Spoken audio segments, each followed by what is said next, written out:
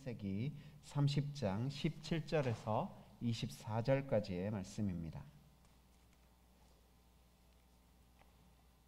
이제 창세기 30장 17절에서 24절까지의 말씀을 봉독합니다. 하나님의 말씀에 경청하십시오.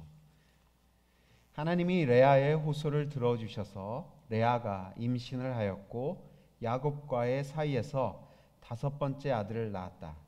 레아는 내가 나의 몸종을 나의 남편에게 준 값을 하나님이 갚아주셨구나 하면서 그 아이 이름을 이사갈이라고 하였다. 레아가 다시 임신을 하여서 야곱과의 사이에 6번째 아들이 태어났다. 레아는 하나님이 나에게 이렇게 좋은 선물을 주셨구나. 내가 아들을 6이나 낳았으니 이제부터는 나의 남편이 나에게 잘해주겠지 하면서 그 아이 이름을 스불론이라고 하였다. 얼마 뒤에 레아가 딸을 낳고 그 아이 이름을 디나라고 하였다. 하나님은 라헬도 기억하셨다. 하나님이 라헬의 호소를 들으시고 그의 태를 열어주셨다. 그가 임신을 하여서 아들을 낳으니 하나님이 나의 부끄러움을 벗겨주셨구나 하고 생각하였다. 라헬은 그 아이의 이름을 지을 때에 주님께서 나에게 또 다른 아들을 하나 더 주시면 좋겠다 하는 뜻으로 그 아이의 이름을 요셉이라고 하였다. 이것은 우리 주님의 말씀입니다. 아멘. 참 평화를 원하는 세상입니다. 우리 옆에 분들에게 그렇게 고백합시다. 평안하십시오라고 우리가 참 평안을 옆에 형제 자매들에게 구했으면 좋겠습니다. 앞뒤 계신 분들에게도 평화가 있기를 소망합니다.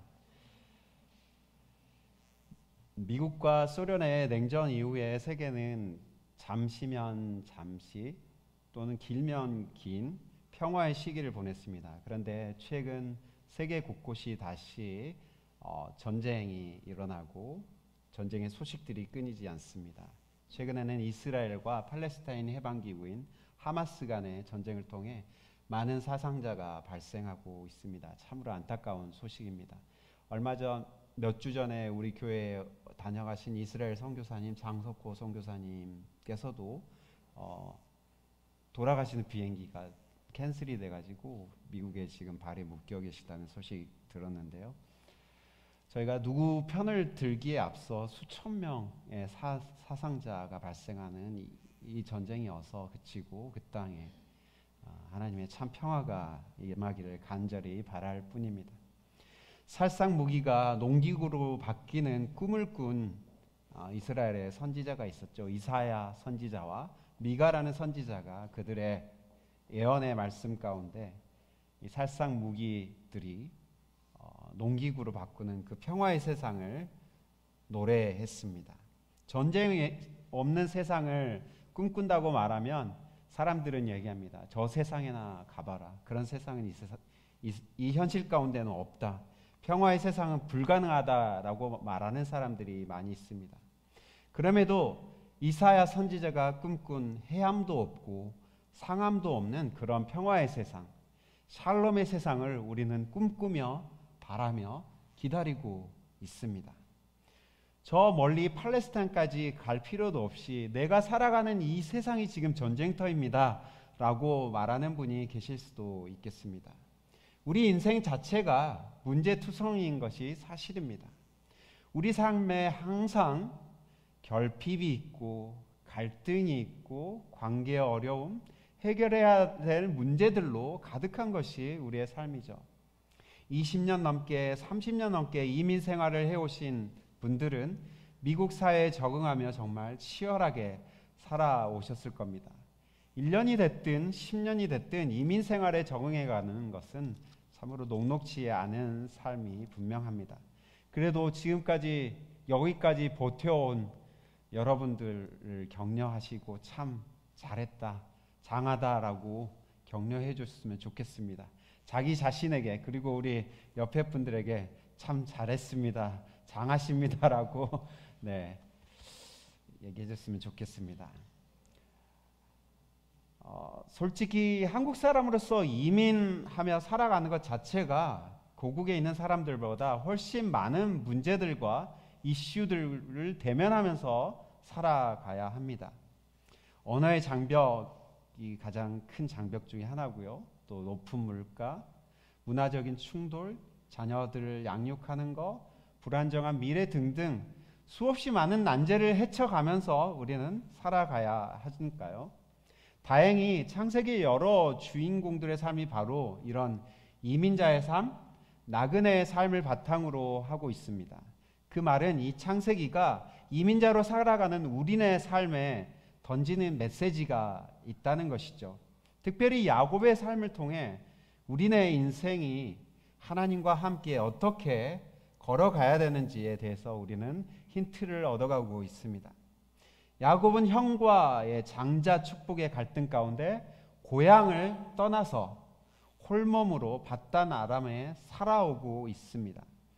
빈손으로 왔습니다. 빈손으로 밧단 아람에 왔던 그의 삶을 하나님이 기억하시고 돌봐주시고 계시다는 것을 우리는 봅니다. 그는 무보수로 14년 동안을 외삼촌을 위해 봉사하면서도 참 많은 것들로 채워지고 있는 것을 보게 되죠. 오늘 말씀의 본문 속에 나오는 요셉의 출생까지 벌써 몇 명의 자녀가 태어났습니까? 11명의 아들과 1명의 딸이 그에게 후손으로 주어졌습니다. 하나님께서 그에게 약속하셨죠. 너의 후손이 저 하늘의 별처럼 바다의 모래처럼 많아질 거라고 약속하셨는데 그것이 이미 이루어지고 있는 것입니다. 이 모든 것이 하나님께서 야곱의 삶을 기억하시고 돌보신 결과로 이루어진 것을 우리는 알아야 합니다. 그럼에도 그의 가정 가운데, 개인의 삶 가운데 여러 가지 문제들이 나타나고 있습니다. 그의 부인들은 경쟁적으로 남편의 사랑을 독차지하기 위해 많은 아이를 출산하려고 하는 욕심이 있었습니다. 레아와 라헬이라는 이 두 자매의 갈등 이면에 그들의 삶에 채워지지 않는 결핍과 그에 따른 갈망들이 적나라하게 성경에는 묘사되고 있습니다.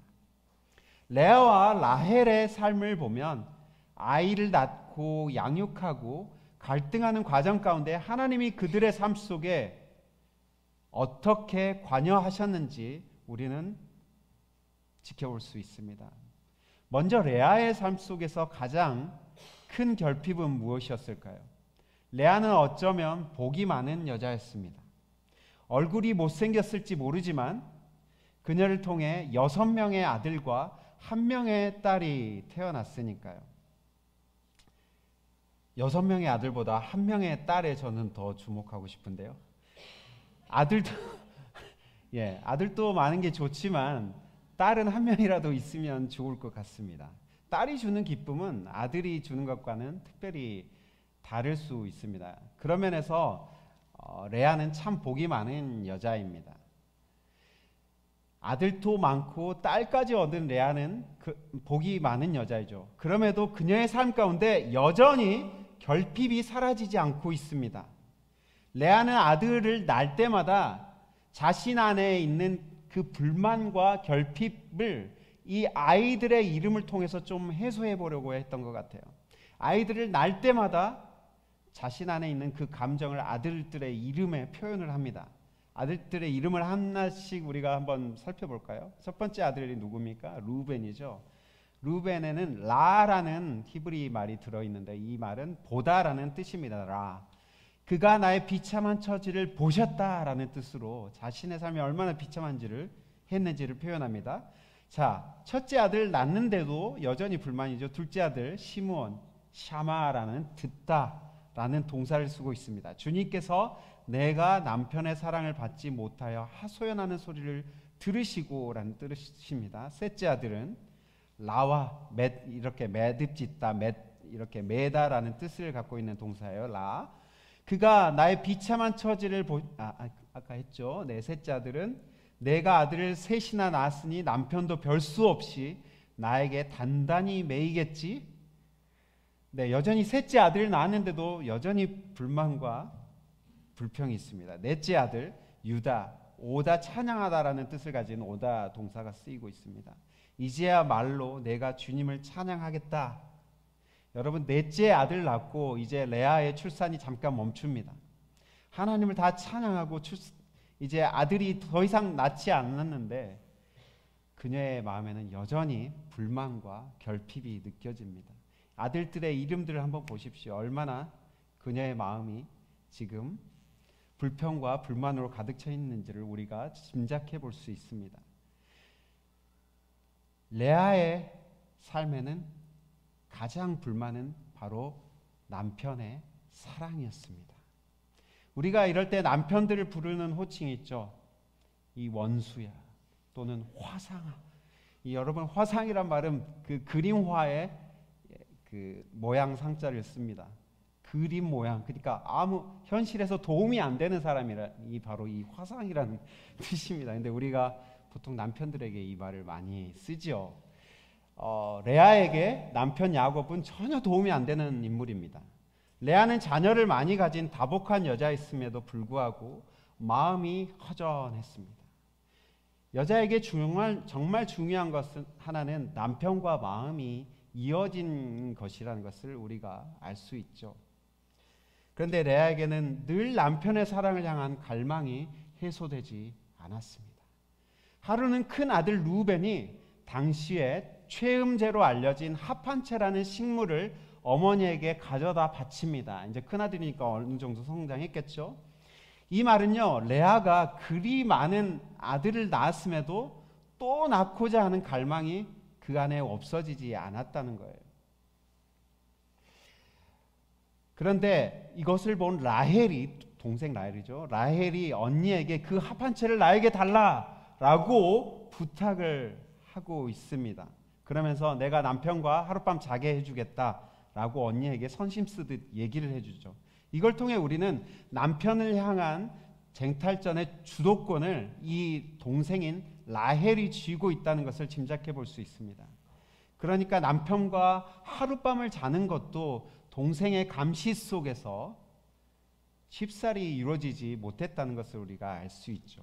합한채의 거래를 통해서 남편과의 하룻밤을 성사시킨 이 레아에게 하나님은 또 아들을 허락하십니다. 그러면서 17절 말씀은 매우 의미 있게 다가옵니다.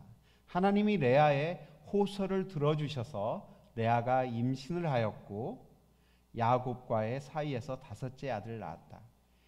레아의 임신에 하나님이 개입하셨다는 거예요. 하나님이 레아의 호소를 들으시고 그의 태를 여셨다는 겁니다. 들었다라는 히브리 동사가 샤마예요. 쉐마라는 말 여러분 많이 들어보셨죠? 들으라 이스라엘하는 명령형인데 이 동사에서 나왔습니다. 이 샤마, 듣다라는 동사인데 하나님이 레아의 호소를 들으셨다는 거예요. 그러면서 아이의 이름을 이사갈이라고 짓는데 이 사카르라는 말이 갑, 보상이라는 뜻을 가진 히브리 말입니다. 하나님이 나의 이 부족함, 결핍을 들어주시고 나에게 값을 치러주셨구나, 보상을 해주셨구나, 그런 뜻으로 아이를 이름을 짓고요. 그 다음 곧바로 또 아들을 낳습니다. 6번째 아들을 낳는데 dwell with라는 뜻을 가진 스불론이라는 아이의 이름으로 짓는데 이제부터 나의 남편이 나에게 잘해주고 함께 잘 지낼 수 있겠지라는 그런 소망을 아들의 이름에 담고 있습니다. 여러분, 레아는 남편을 향한 사랑과 출산을 향한 갈망 가운데 하나님의 정의를 배웠던 것 같아요. 왜 그렇습니까? 마지막 낳은 딸의 이름을 정의란, 저스티스라는 이름의 디나로 짓고 있습니다. 그러니까 이 오랜 출산의 과정 가운데 하나님이 자신의 호소를 들으시고 자신의 이 억울함을 풀어주신 이 정의의 하나님이시라는 것을 그녀가 배웠다라는 거예요. 하나님의 돌보심을 느끼고 있는 것이죠. 자, 이제는 라헬의 삶을 좀 살펴볼까요? 라헬의 삶도 레아 못지않게 간절하고 처절하기는 마찬가지였습니다. 물론 라헬에게는 레아가 누리지 못했던 아름다움도 있었고요, 남편의 사랑에 대한 만족감도 있었습니다. 하지만 라헬에게는 그것이 중요한 것이 아니었습니다. 사람은 늘 자기에게 이미 주어지고 채워진 것에 주목하지 않고 모자란 것에 집중하는 경향이 있습니다. 라헬이 느끼는 가장 큰 결핍은 바로 아들이었습니다. 세상의 모든 것이 다 주어진들 뭐합니까? 라헬은 언니 레아가 부럽기만 합니다. 그녀의 삶의 가장 큰 소망과 의미는 출산에 있었습니다. 창세기 30장 1절에 보면 라헬이 남편 야곱에게 하소연하는 장면이 나옵니다. 언니를 시샘했다는 거죠. 언니를 야곱에게 말하였다. 나도 아이 좀 낳게 해주세요. 그렇지 않으면 죽어버리겠어요. 여러분, 라헬은 언니가 너무 부러워서 시기심이 가득했습니다. 아이를 낳지면 못하면 죽어버리겠다라고 말합니다. 여러분, 이 고백은 과장된 고백이 아니었습니다. 정말로 죽을 정도로 그녀의 삶은 괴로웠던 것이죠. 언니 레아가 남편의 사랑을 그토록 그리워하며 부르짖었던 것처럼 동생 라헬은 아이 좀 낳게 해달라고 그렇게 긴 세월 동안 간절히 호소하고 있는 것입니다. 언니가 아들, 딸 7명 낳는 동안 큰 슬픔 가운데 살아왔던 라헬의 간구를 하나님께서 드디어 들어주셨습니다. 22절 말씀은 이렇게 쓰여 있습니다. 하나님께서 라헬도 기억하셨다. 하나님이 라헬의 호소를 들으시고 그의 태를 열어주셨다. 여기에 세 가지 동사 ver브가 사용되고 있는데요. 첫 번째는 자카르, 기억하다라는 동사이고요. 두 번째 샤마, 듣다라는 동사이고요. 세 번째 파타, 열다라는 동사가 쓰이고 있습니다. 하나님은 라헬을 기억하시고 들으시고 그의 태를 열어주셨습니다. 언니 레아의 호소를 하나님이 들어주셨듯이 라헬의 호소도 하나님께서 들어주고 계십니다. 라헬은 아이를 못 낳는 것이 그녀의 삶에 큰 수치심이었던 것 같습니다. 23절 말씀을 보면 하나님이 나의 부끄러움을 벗겨주셨구나라고 고백하고 있는 것을 볼 수 있습니다.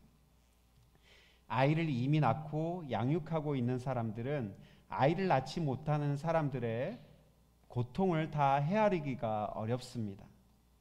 솔직히 불임 여성들의 고통과 눈물을 우리는 다 알지 못합니다. 라헬은 이 힘든 과정을 통해 하나님만이 생명을 주시는 분이시구나라는 것을 확실히 배웠습니다. 합한 채도 아니고 바로 하나님이 그의 태를 열어주셨다는 고백을 할 수 있었던 것이죠. 언니보다 훨씬 더딘 시간에 겨우 아들 둘을 낳게 될 라헬 또한 자신의 삶을 향한 하나님의 돌보심을 결국에 고백하게 됩니다. 여러분, 우리네 삶 속에 각자 나름대로의 결핍이 존재합니다. 우리 중에 어떤 이는 출산이라는 큰 난제가 해결되지 않고 있습니다.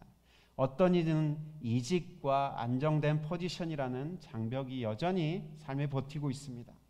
어떤 이는 관계에서 오는 긴장과 갈등 때문에 괴로워하기도 합니다. 어떤 이는 건강의 문제, 또 삶의 여러 다양한 문제들로 우리는 불안해하고 고통을 호소하고 있습니다. 오늘 말씀 속에서 우리가 깨닫는 것은 하나님께서 우리 인생을 기억하시고 돌보신다는 것입니다.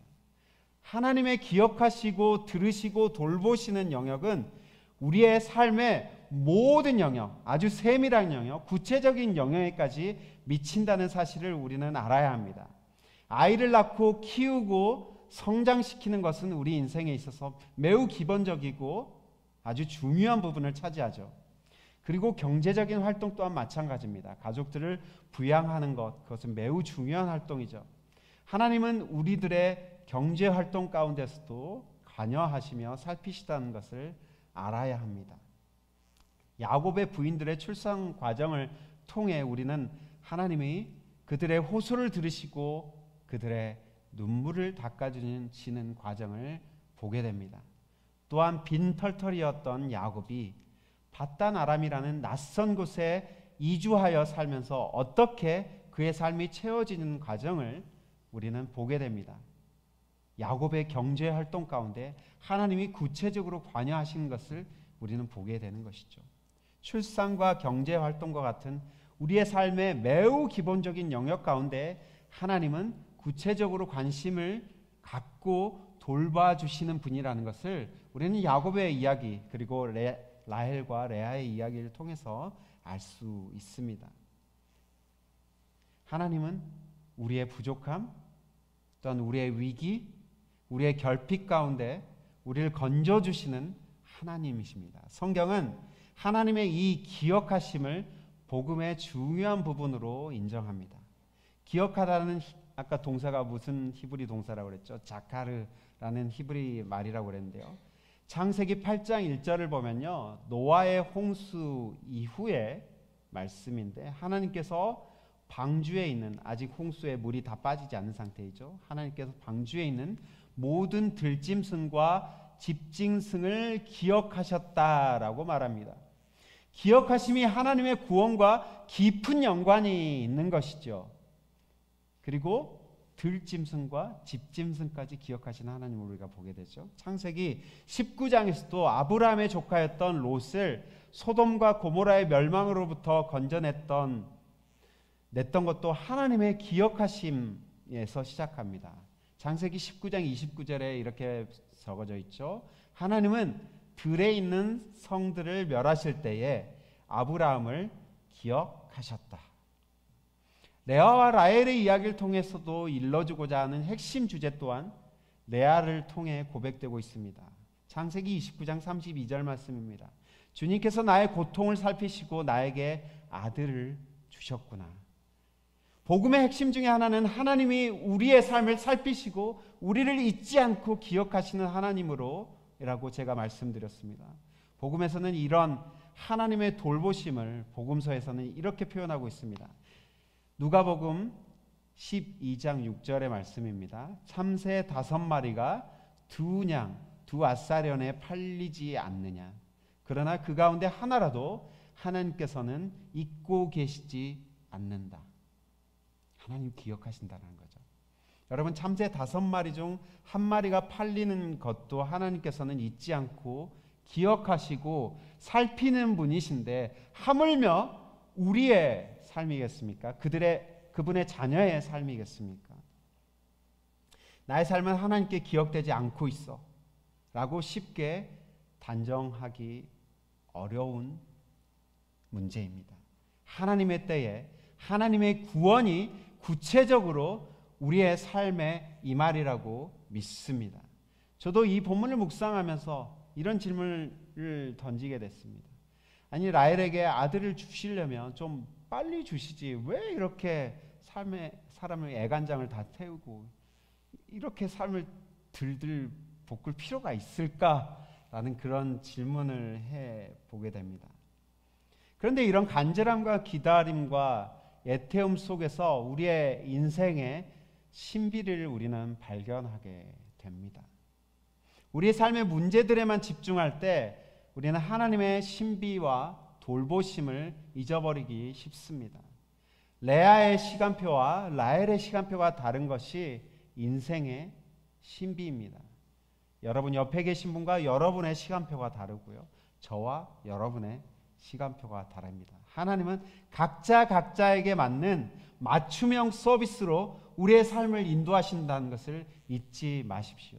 커스터마이즈 서비스, 여러분 이거 엄청 서비스 비용이 비싸게 드는 거 아시죠? 각자에 맞는 하나님의 커스터마이즈된 서비스가 여러분들을 이끌어가고 계시다는 것을 여러분 기억하십시오. 이사야 선지자는 이런 하나님의 우리의 돌보심과 기억하심을 이렇게 표현합니다. 이사야서 49장 15절 말씀입니다. 여인이 어찌 그 젖먹는 자식을 잊겠으며 자기 태에서 난 아들을 긍휼히 여기지 않겠느냐. 그들은 혹시 잊을지라도 나는 너를 잊지 아니할 것이라. 아멘. 하나님이 아까 레아의 삶을 기억하실 때 듣고 기억하시고 열다라는 그런 세 동사를 말씀드렸는데요.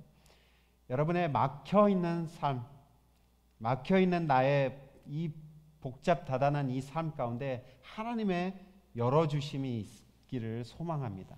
전 특별히 이 셋째 아이를 볼 때마다 저 아이가 나를 살렸지 하나님이 우리의 가정에 삶에 막혀있던 것들을 열어주셨지라는 것을 제가 생각하곤 하는데요.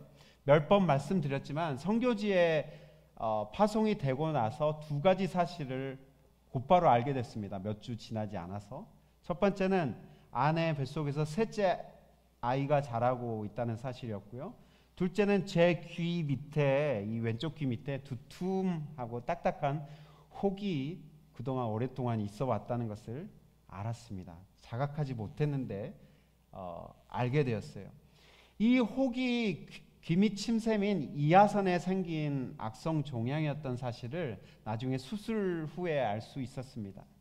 이 수술이 셋째 아이의 출산 한 달 전에 이루어졌고, 만약에 이 아이가 생기지 않았으면, 만약에 이 아이의 태를 하나님이 열어주지 않았으면 제 삶이 어땠을까라는 그런 참 끔찍한 상상을 할 수밖에 없었던 거죠. 정말 하나님의 기억하심과 돌보심이 저 개인적으로는 소름이 돋았습니다.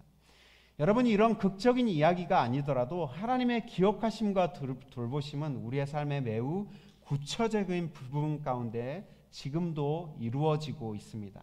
아이를 낳고 아이를 키우고 직장에 다니고 직장을 옮기고 친구를 사귀고 이웃과 소통하고 건강한 몸을 만드는 모든 영역 가운데 하나님의 기억하심과 돌보심은 구체적으로 이루어지고 있습니다.